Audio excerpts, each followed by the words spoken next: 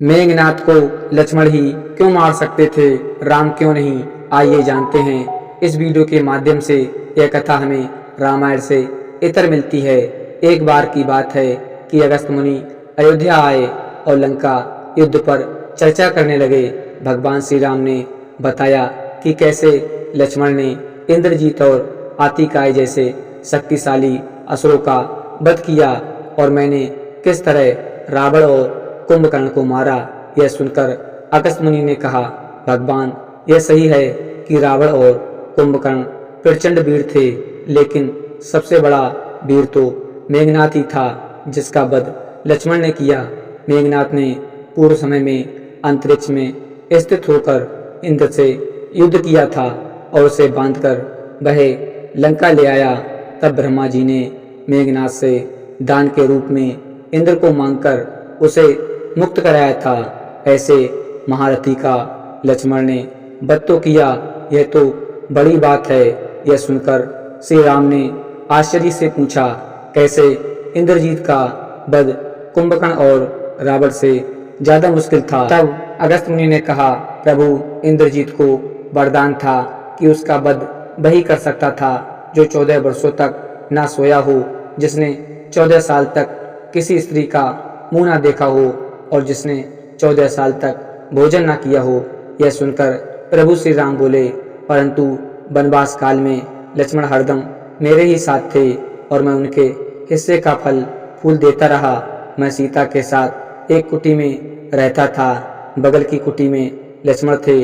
फिर सीता का मुख भी ना देखा हो और 14 वर्षों तक ना सोए हों, ऐसा कैसे संभव हो सकता है? तब अगस्त्य मुनि ने कहा कि क्यों ना इसका राज लक्ष्मण जी से ही पूछा जाए।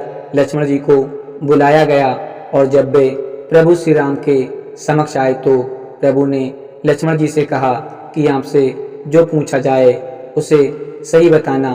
प्रभु ने पूछा, हम तीनों 14 वर्षों तक साथ रहे, फिर तुमने सीता का मुख कैसे नहीं देखा? फल दिए फिर भी अनाहारी कैसे रहे और 14 साल तक सोए नहीं?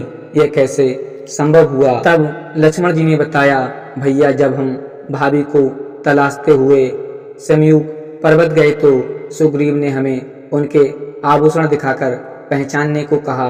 आपको स्मरण होगा, मैं तो सिवाय उनके पैरों के निपुर के कोई आभूषण नहीं पहचान पाया था, क्योंकि मैंने कभी भी उनके पैरों के ऊपर नहीं देखा। अब 14 वर्ष नहीं सोने के बारे में सुनिए। आप और माता एक कुटिया में सोते थे।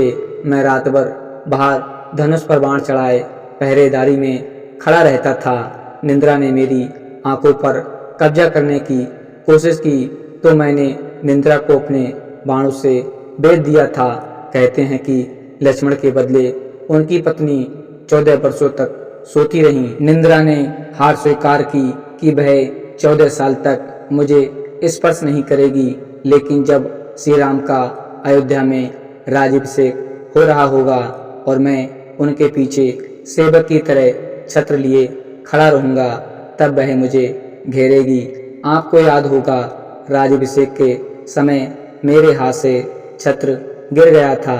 अब सुनिए कि मैं 14 साल तक अनाहारी कैसे रहा। मैं जो फल फूल लाता था, आप उसके 3 भाग करते थे। एक भाग देकर आप मुझसे कहते थे, लक्ष्मण, फल खा लो। आपने कभी फल खाने को नहीं कहा।